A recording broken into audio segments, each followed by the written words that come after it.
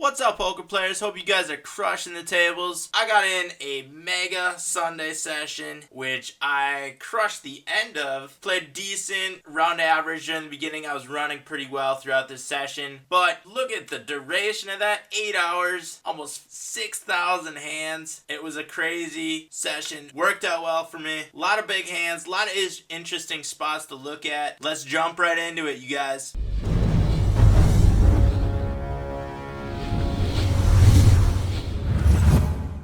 First hand we're going to take a look at is pocket 10s from the small blind. We get a raise from the cutoff to 2.5x. I just make a call with the 10s. Flop is a pair of 5s and an 8. 2 hearts on the board. I just check back. I'm going to call pretty much any bet here on the flop. He checks back as well. Now there are double suits on the board, clubs as well as hearts. So I come out and bet 2/3 of the pot. I want to make any kind of draw out there pay. I could possibly get called with a smaller pair. And now there's 2 8s and 2 5s. And I think any 8 or any 5 would have bet on the flop, and a 5 probably would have re-raised on the turn. I just check back to hopefully induce a bluff on one of the missed straights or possibly the missed flush draw out there. He, however, just checks back as well, and we pick up that pot with the 10s. Next hand we're going to look at is pocket kings from under the gun +1. I make it 3x to open, and we get a call from a non-regular player for his glory 8 in middle position.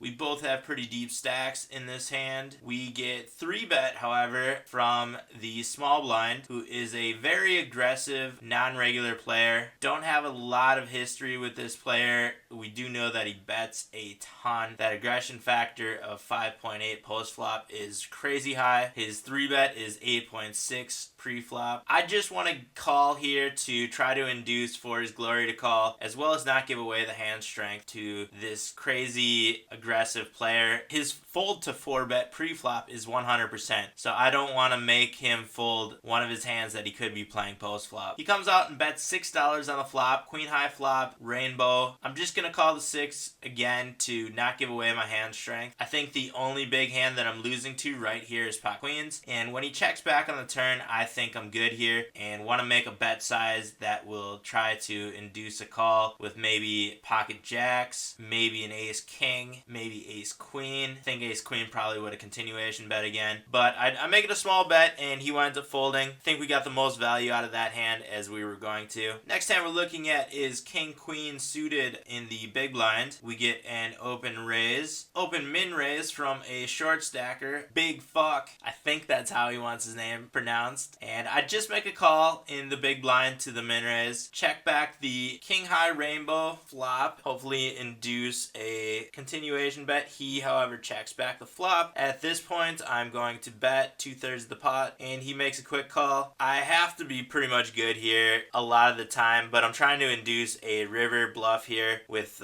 flush draws missing. Maybe I could get a middle pair to bet out again. He bets a small bet, 1/3 of the pot. I'm just going to call here, showdown with it. He winds up having king 10. I think if I raise, he'll probably get rid of that king 10. I could have come out and bet the river right away. Probably would have gotten a little bit more than 1/3 of the pot, but I'll take that hand. Do you guys think I should have bet that river? Let me know down in the comment section below. Next hand we're looking at is pocket kings. I open from under the gun and we get 3-bet from big fuck again. This time he is on the dealer button. He has a 3-bet of 4.9, small stack again. I'm just gonna get it all in here, and he winds up making a call with pocket aces. A little bit of a cooler here, kings against aces. At least we were short stacked. That's gonna happen. Not much you can do about that one. I think I got it in the right spot. Move on. Next hand we're looking at is ace king in the big blind. Folds to the small blind, who we don't have much info on, Kevin the Lazy. He does bet into us 3x. I'm going to re-raise here. From what we do have in the 7 hands from Kevin the Lazy, he's been pretty aggressive raising, and VPIP has been pretty high.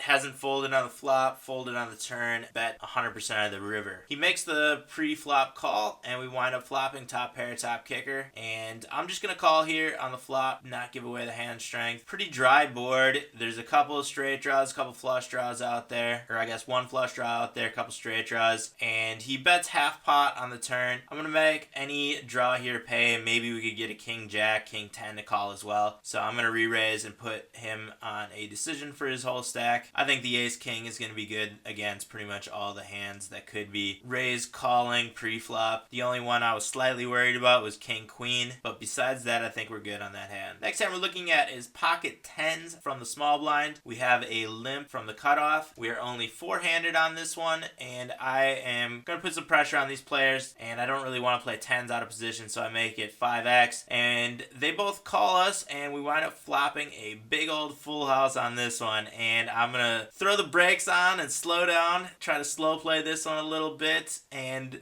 everyone checks back the flop. Now, with the queen on board, there's a ton of straight draws out there. I'm going to bet, and we get a call from the fish to our left, and we get a call from folding jacks up there as well. 7 on the river, probably didn't help too many hands. There's 425 in the pot. I'm going to bet a little bit less than the pot here, and we get raised by Pachacha, and he did have an 8, not much of a kicker. That was a pretty fishy raise there with the hand that he had. It worked out great for us. We were able to get it all in with a full house that wasn't losing to many hands at all. We were only losing to quad 8s or queens over 8s, and with that type of player, I don't think he would have had queens or quads really. I guess there was a chance he could have just called pre-flop with pocket 8s, but that was the only hand we really would have lost to. Thanks for jamming all in on the river. That one helped us out. Next hand we're looking at is pocket queens from middle position. We have a limp from under the gun +1. I make it 5x to isolate this non-regular, pretty tight player, high VPIP though, and he comes out and donk bets the flop. He was pretty much pot committed with that pre-flop call, and we wind up getting him all in with queen jack.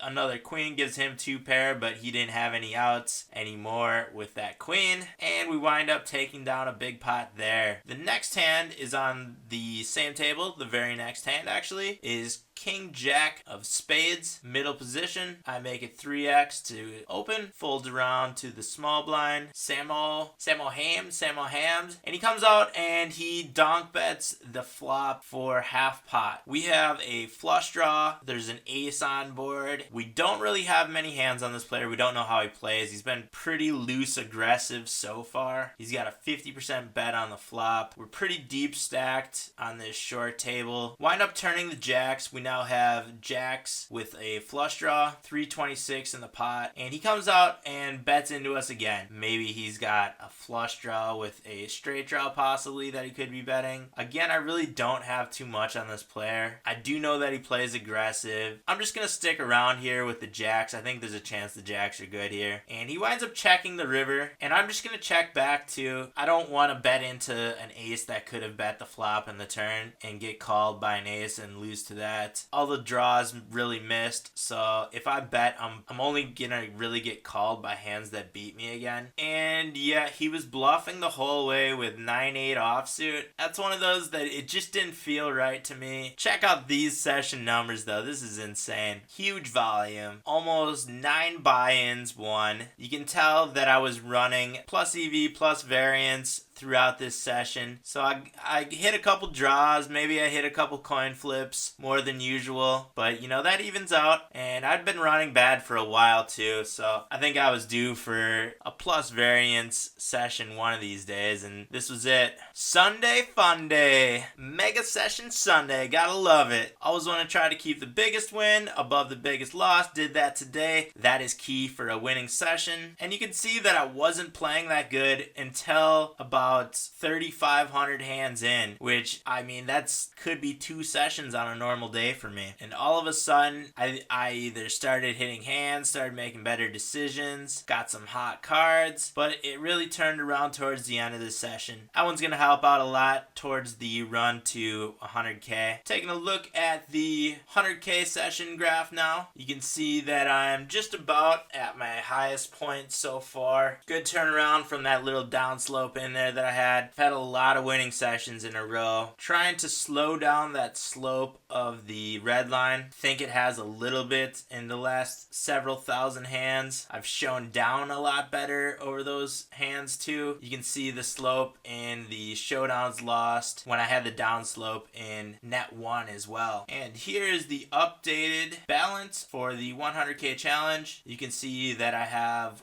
$12.52.99 in there, as well as over 5,000 combat points, which is about 51 to whatever, $55. I'm just gonna keep adding the combat points up until I get to a spot where I could cash them in to move me up another limit. I'm gonna try to get to 2 grand before I move up to the 100 NL. Just gotta keep plugging away, putting in huge volume, and eventually you'll move up stakes. Just want to give a shout out to all the new subscribers. Thank you guys for subscribing. Hope you are enjoying the content. If you guys have any suggestions for new content or what you like, what you don't like, let me know in the comment section below. Make sure you hit that subscribe button if you have not done that yet. Head down to the video description for links to America's Card Room, as well as all the other poker products that I use. I've really turned my game around after using Poker Snowy. I don't know if it was because of Poker Snowy, but I know that it definitely did not hurt my game. So I would suggest checking that one out. That link is down in the video description as well. If you like the video, give it a thumbs up, share it with any of your poker friends, head over to America's Card Room, and let's put in a mega session together, you guys, out on that virtual felt.